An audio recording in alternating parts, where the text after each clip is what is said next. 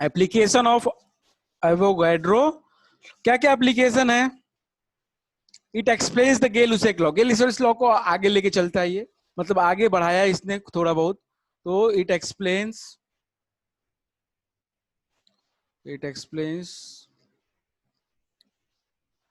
गे-लुसेक law,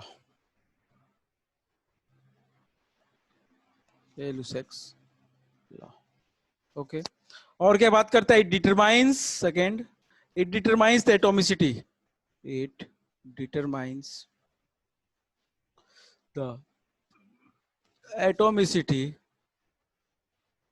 atomicity of gases. इससे atomicity निकल सकती है, कैसे निकल सकती है? आप न्यूमेरिकल जब सॉल्व करोगे तो पता चल सकता है। तीसरा एप्लीकेशन क्या है? It determines the molecular formula of gas,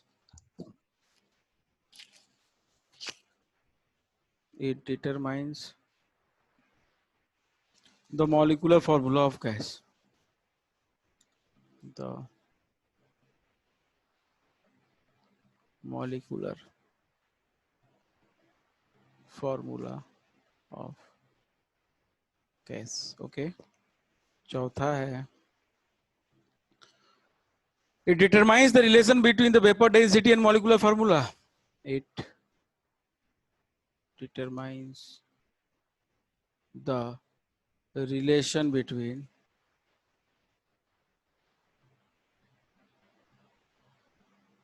vapor density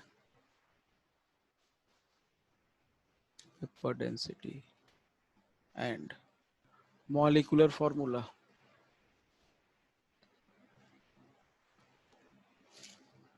ठीक है,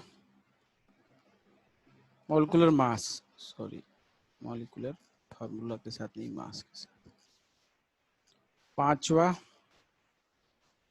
it gives the relationship between the gram molecular mass and gram molar volume, it gives the relationship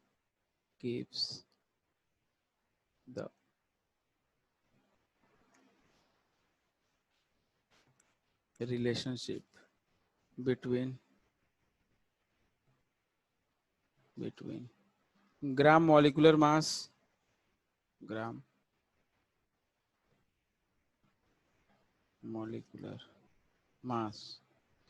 and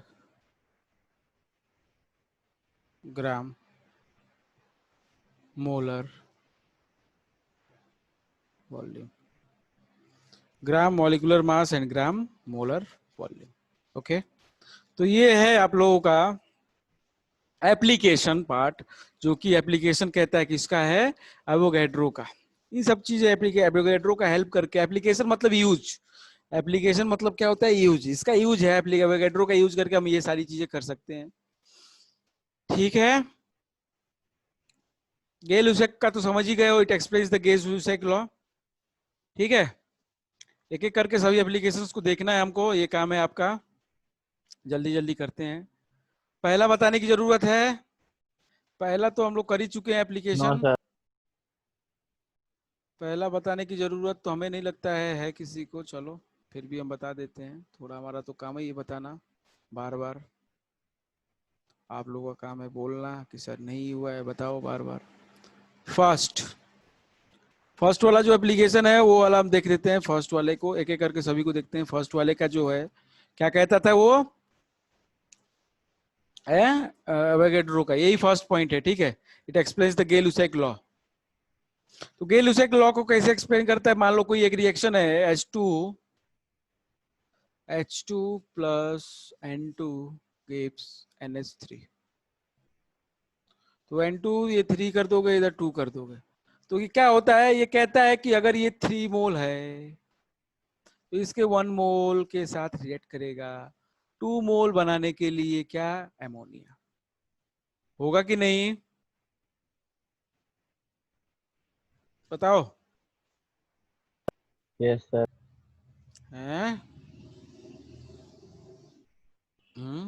मतलब इसके 3 इंटू 6.023 इंटू 10⁻23 मॉलिक्यूल्स किसके? H2 के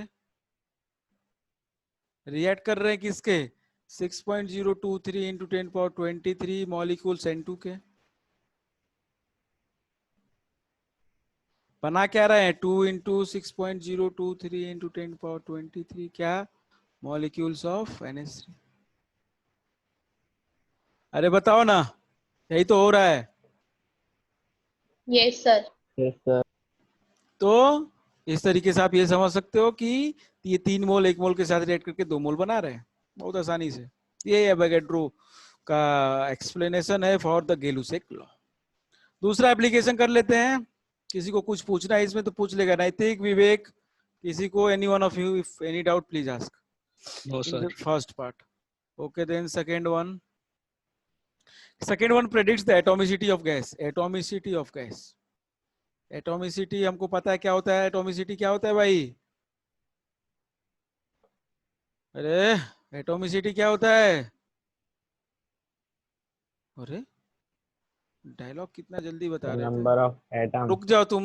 molecule. छे dialogue बताने वाले कहाँ गए इन लोग हैं अभी तक?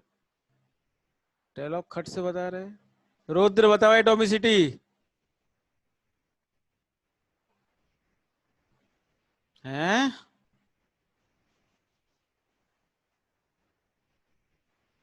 अरे सर हम एटॉमिस बताएं?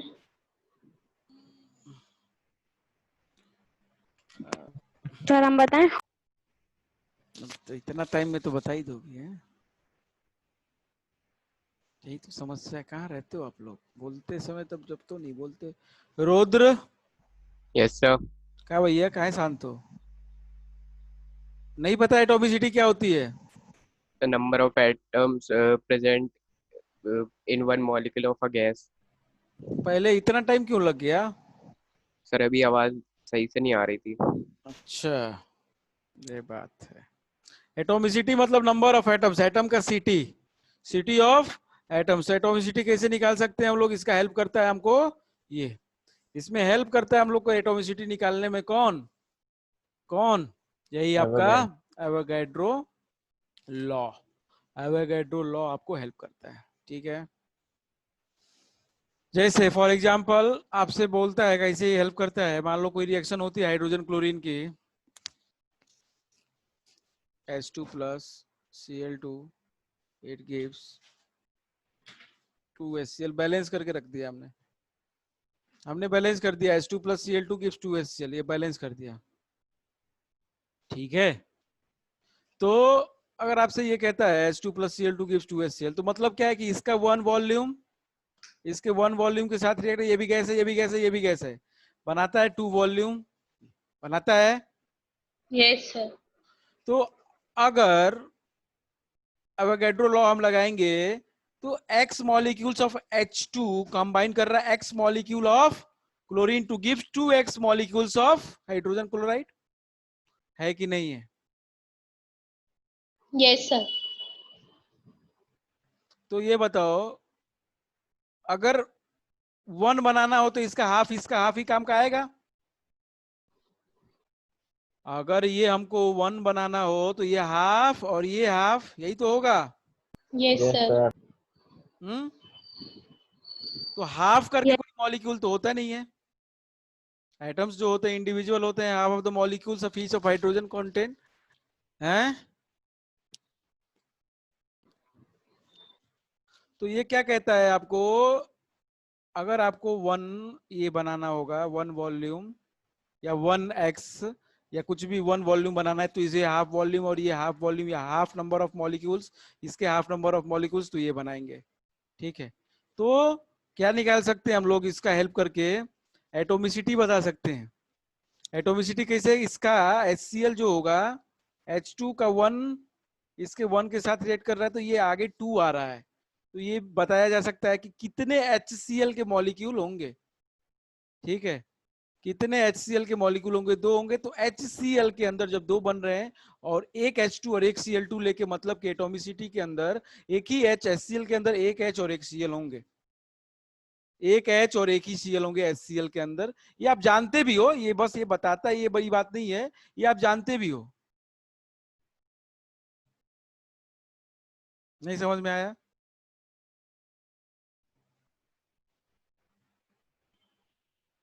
हैं? आ गया सर। अरे इसका हाफ इसके 1 के बराबर है ना, है कि नहीं? इसका Yes, हाफ sir. इसके 1 के बराबर है। जब ये इसका 1 इसके 2 के बराबर है, इसका हाफ इसके 1 के बराबर है, तो H2 का हाफ मतलब H हो गया। H2 का हाफ मतलब H हो गया, और Cl का हाफ मतलब, अरे Cl2 का हाफ मतलब Cl हो गया। तो ये एक H और एक Cl ही तो होंगे, यही तो बता रहा है वो। अरे बताओ ना, नहीं समझ में आया ना? No, sir. अरे भाई साहब, H2 रिएक्ट हो रहा है Cl2 के साथ, ठीक है, बना रहा है 2HCl। तो इससे हम क्या समझे कि ये 1 वॉल्यूम रिएक्ट कर रहा है इसके 1 वॉल्यूम के साथ, तो ये 2 वॉल्यूम बन रहा है। इतना तो समझ में आ गया, इतना तो पता है। लेकिन ये H है अगर, तो हाफ हो जाएगा ना। H2 है तो 1 है तो H2, H है तो हाफ, और ये Cl2 है तो हाफ, Cl2 है 1 तो Cl है तो हाफ। तो ये हाफ के साथ ये 1 बनाएगा, बनाएगा कि नहीं बनाएगा? Yes, sir. तो हाफ और हाफ मिलके 1 बनाएगा, तभी तो हाफ आ रहा है। H2 था तो उसका हाफ आ रहा है, उसके अंदर H आ रहा है, और Cl2 था तो उसका हाफ आ रहा है, Cl था, Cl2 था तो Cl आ रहा है। बस यही है और कुछ नहीं। इस मॉलिक्यूल के अंदर जो बनेगा तो एक ही H, इसका आधा आएगा, मतलब H2 है तो आधा का मतलब एक H ना, और Cl2 है तो उसका आधा मतलब क्या है, एक Cl। यही कहना चाहता है वो। मतलब एटम्स कितने आएंगे ये भी पता चल जाएगा रिएक्शन से। नहीं समझ में आया? अरे बोलो आ ना गया सर। Sir, आ गया. जतिन, तुम्हें नहीं आया होगा पक्का। आ गया सर। अब जब एटॉमिसिटी बता सकते हैं तो मॉलिक्यूलर फॉर्मूला भी बता सकते हैं। Yes sir. तो अगला एप्लीकेशन जो है, determines the molecular formula.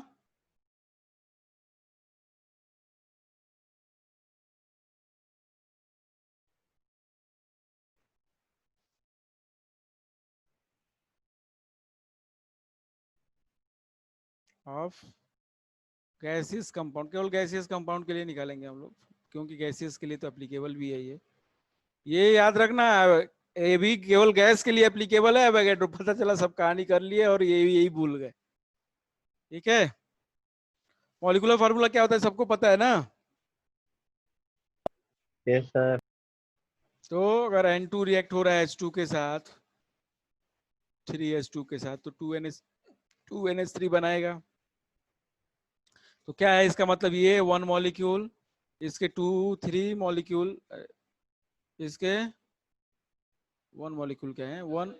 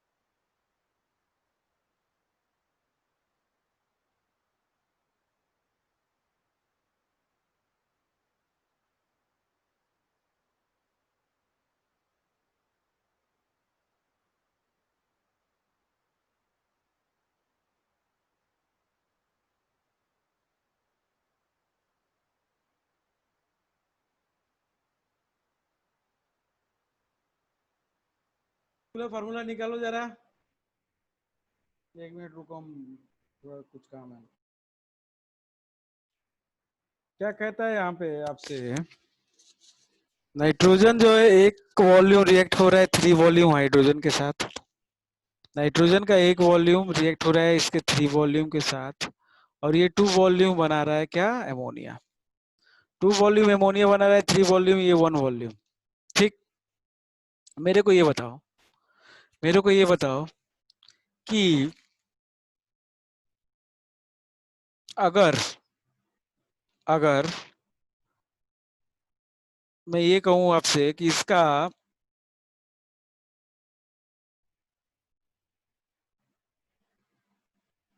Two molecule है, इसका 3, इसका 1,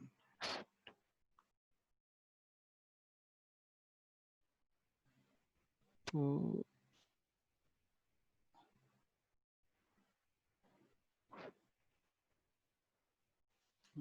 6 एटम्स, 3 दूनी के 6 और 2 एटम्स।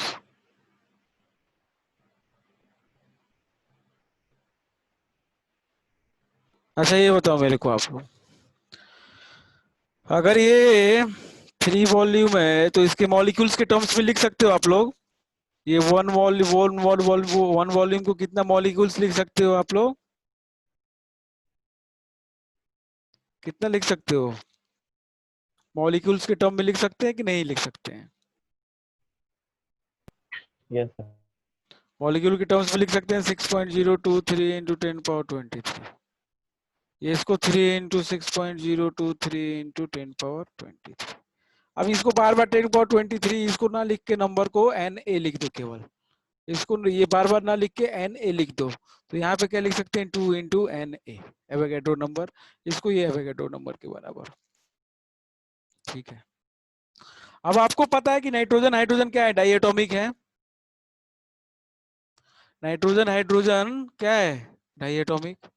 अब ये बताओ मेरे को कि अगर एटम्स में बात किया तो, एटम्स से बात किया तो भी वो बात कर सकते हैं हम लोग?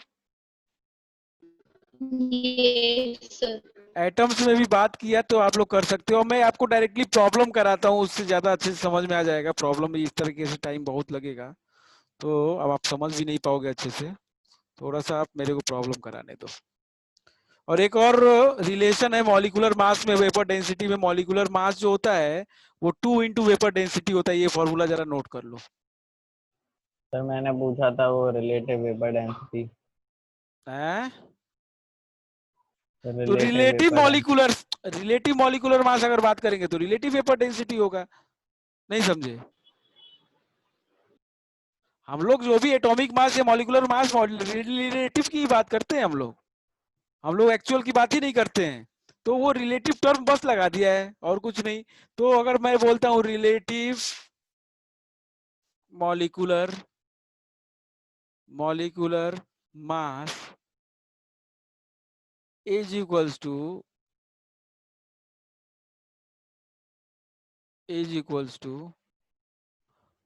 2 into relative vapour density. Relative vapour density. Simple सा फंडा याद रखो कि आपको मैंने बता चुका हूं कि बार बार रिलेटिव टर्म यूज नहीं करते हैं। अगर करते भी तो कोई गलती थोड़ी है। बस इतना याद रखो कि रिलेटिव मॉलिक्यूलर मास जो है वो वेपर डेंसिटी के ट्वाइस है। बस, जो भी मॉलिक्यूलर मास है या रिलेटिव मॉलिक्यूलर मास है वो वेपर डेंसिटी के क्या है? ट्वाइस होगा। नहीं समझ में ओके आया? सर, आ गया सर। तो रिलेटिव बोल लो और इसको मॉलिक्यूलर मास सीधे सीधे बोल दो। कोई अंतर थोड़ी है, बस रिलेटिव ही एक्चुअल होता है। मॉलिक्यूलर मास एक्चुअली होता ही नहीं है। हम लोगों ने रिलेटिव ही निकाला है सबका। तो relative molecular mass is equal to 2 into vapour density. अब 2 इंटू वेपर डेंसिटी बोल दो, ऐसे कोई दिक्कत नहीं। सेम चीज है दोनों। ठीक है, अब सबको पता है कि कोई अगर 1 मोल का एटम है तो कितना जगह लेगा एसटीपी। अगर कोई गैसियस की बात करते हैं हम लोग, गैसेस की हमने बता चुके हैं कि 1 मोल का कोई भी गैस होगा तो वो कितना जगह लेता है? 22.4. 22.4 लीटर या 4 22 liter. या 22.4 डेसीमीटर क्यूब। ठीक है, यही जगह लेता है, सबको पता है। Yes, sir. तो एक क्वेश्चन करते हैं। चलो हटाओ, सब हो गया, एप्लीकेशन खत्म। क्वेश्चन करो, उससे समझ में सब कुछ आ जाएगा। प्रॉब्लम कहता है आपसे calculate the atomicity, calculate the atomicity of chlorine if 35.5 gram of it occupies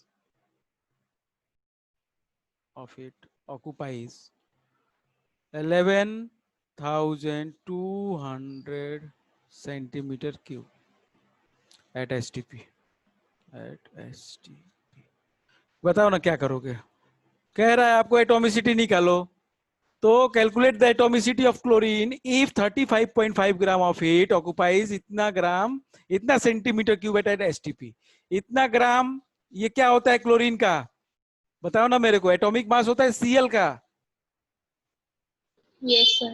तो 35.5 ग्राम जो होगा 35। अब आपको ये डेफिनेशन पता है, तुरंत तुरंत क्वेश्चन को देखो, डेफिनेशन को याद करो आप लोग। क्वेश्चन आपसे ये कह रहा है बेटा, question calculate the atomicity of the chlorine if इतना ग्राम ऑफ इट ऑक्युपाइज इतना सेंटीमीटर क्यूब एट एसटीपी। अब आपको क्या पता है? आपको ये पता है कि 1 मोल उसका, उस गैस का 1 मोल जो होगा वो कितना ऑक्युपाई करता है? 22.4 लीटर। अब ये सेंटीमीटर क्यूब में दिया है ना,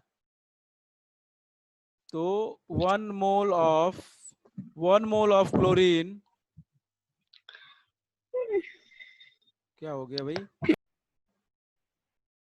1 mole of chlorine, 1 mole of chlorine gas occupies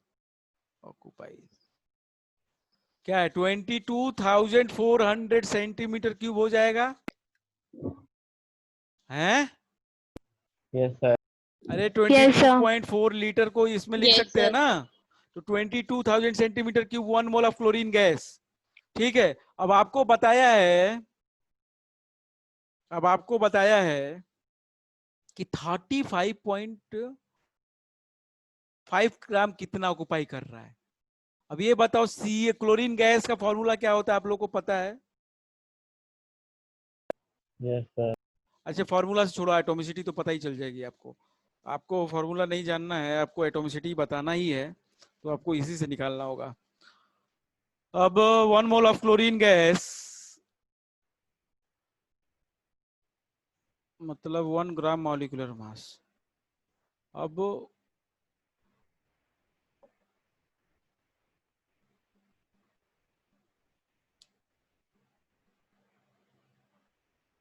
मेरे को आप ये बताओ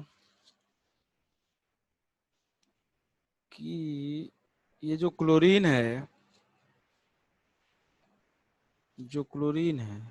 इसका मॉलिक्यूलर मास कितना होता है? अच्छा, इसका जो मॉलिक्यूल होगा वही इतना जगह लेगा, इसका जो Yes, मॉलिक्यूल होगा वही इतना Yes, जगह sir. लेगा। तो मॉलिक्यूल इसका इतना 22,400 सेंटीमीटर क्यूब जगह ले रहा होगा। अब ये बात एटम की कर रहा है, ठीक है, एटॉमिसिटी निकालना है हमको। अब ये बताओ कि एक एटम का एटॉमिक मास हमें पता है?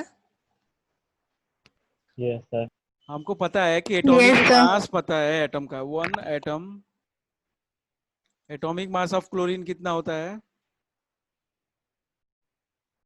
एटॉमिक मास या रिलेटिव एटॉमिक या एवरेज एटॉमिक, जो भी कर लो। Atomic mass of chlorine is equals to है 35.5 ग्राम। सबको पता है इतना होता है। ये एक एटम का है, ये एक एटम का है 35.5 ग्राम। और ये कितना जगह ले रहा है? बताया है ना हमको, ऑक्युपाइज 11,200। बता दिया ना हमको कि इतना जगह ले रहा है। ये एक एटम इतना जगह ले रहा है, तो इतना जगह कितने एटम लेंगे? 2। अरे बताओ ना, डबल है ना ये। अगर सर 2 एक लेंगे। एक एटम जगह ले रहा है 11,200 सेंटीमीटर क्यूब, ठीक है। सर हाफ है ये, 2 डबल। अरे क्या बात कर रही है? 11,200 सेंटीमीटर क्यूब एक एटम जगह ले रहा है। हमको एटम ही तो निकालने हैं। तो 22,400 सेंटीमीटर क्यूब कितने एटम जगह लेंगे? बताओ। 2। 2 होगा ना, डिवाइड कर दो। Yes sir.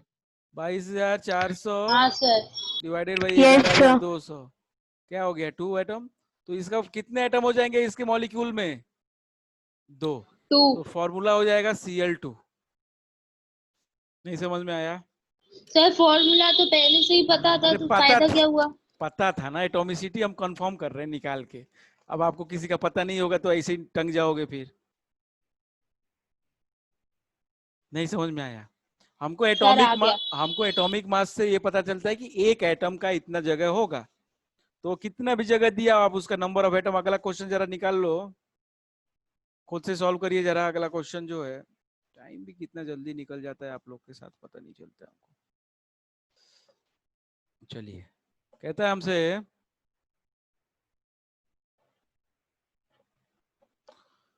Calculate the volume occupied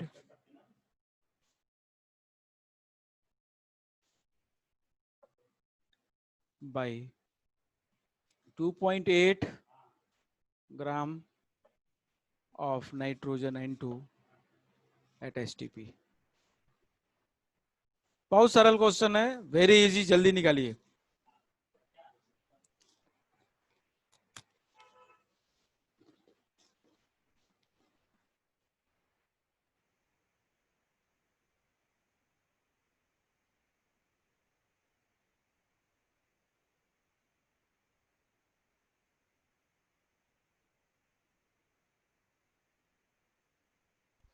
sir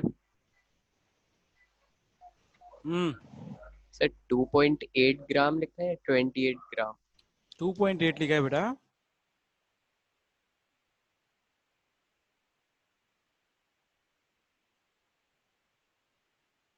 और बड़ा बनाए हैं? आंसर चैट में भेजना, कोई बोलेगा नहीं। जल्दी भेजो, हो गया टाइम। कितना टाइम लेते हो यार आप?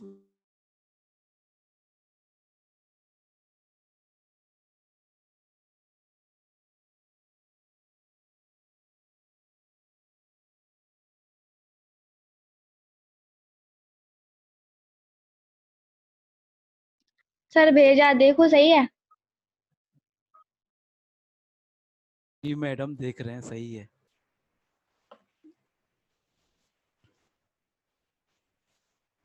सही है। Okay sir. बाकी लोग एक लाइन का क्वेश्चन नहीं, इतना टाइम लगा देते हो आप लोग, फर्जी में नुकसान करते हो सब। सर मैसेज का ऑप्शन नहीं आ रहा। अच्छा चलो, आप तो कर ही लोगे, हमको पता है। सर भेज दिया। हाँ ठीक है, सही है। जिसका जिसका रुद्र क्या किया गलत है?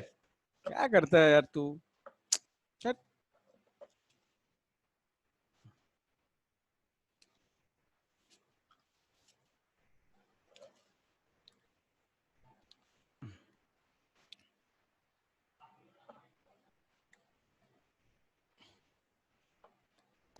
सर N2 है या H2? N2 है यार, तुम तो क्वेश्चन ही में घूमते रहे सर हैं। आंसर बता दीजिए। आंसर सही है। सर हमने भेजा ही नहीं है, हमें ऑप्शन ही नहीं मिल रहा, आप कहाँ से कह रहे हो सही है? 2.24। 2.24 ठीक है, यही आया है। Yes sir. पक्का? हाँ। अच्छा, झूठ तो नहीं बोल रही ना? No sir. holds 50 gram of the gas. The same cylinder holds 200 gram of gas X and 500 gram of gas Y.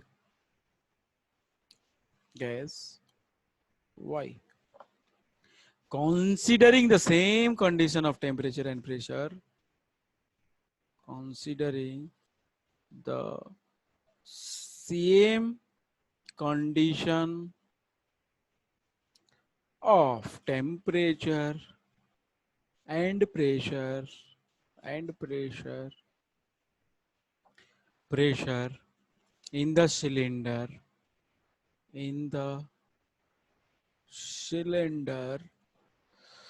calculate the relative molecular mass. Calculate the relative molecular mass of X and Y. जल्दी जल्दी, 2 minute time है, जल्दी। हम लोग को करना sir? तो और क्या, देखने के लिए दिया है क्या? हम लोग को करना है सर, जल्दी करो, 2 मिनट टाइम है। 2 मिनट से ऊपर लोगों तो नहीं हो पाएगा फिर, जल्दी।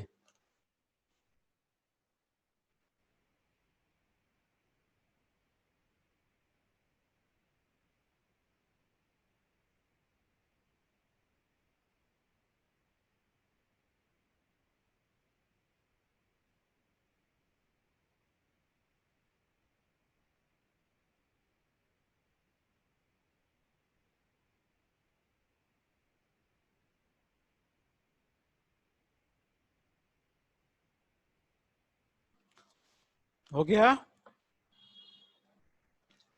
नित्या हो गया? तेरा में नहीं आया ये। अच्छा, झूठ बोल रही है, क्वेश्चन पूरा पढ़ा ही नहीं है, कह रही है नहीं है हमें। देखो जरा क्या कह रहा है क्वेश्चन आपसे। जो कुछ लोग हैं जो सर हमने भेजा, सर हमने भेजा, देखो सही है। हैं, गलत है। तो वेपर डेंसिटी आ गई, लेकिन उसके आगे क्या करना? मतलब देख के सलोनी आंसर भेज दिया है। नहीं सर, हमारा देखो, हम बता रहे हैं आपको हमने कैसे किया। हाँ बताओ। सर हमारी सही। वेपर डेंसिटी की 4 आई थी एक्स की, हाँ, और बाई की हमारी आई थी 10।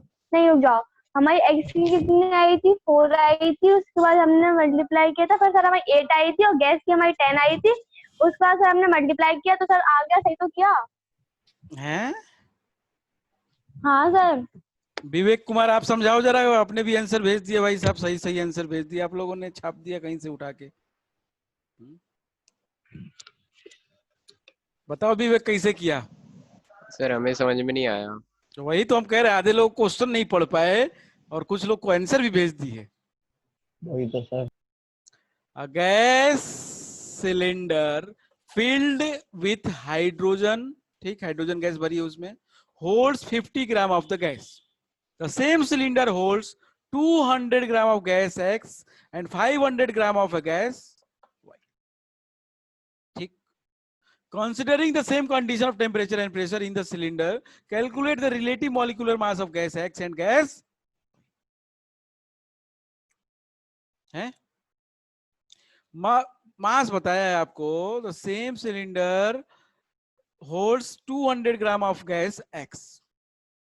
कोई गैस एक्स है, उसका कितना है? 200 ग्राम है, और 500 ग्राम गैस वाई का है। तो उसके अंदर क्या है भाई? कौन सी गैस है? हाइड्रोजन ही तो बोला है हमसे। हमसे बोला है कि सिलेंडर में क्या है? हाइड्रोजन है। नहीं समझ में आया ना? चलो, सिलेंडर समझ में नहीं आया तो हम लोग अब करेंगे इसको, टाइम नहीं है अब उसको समझा लेने की। सर इसका आंसर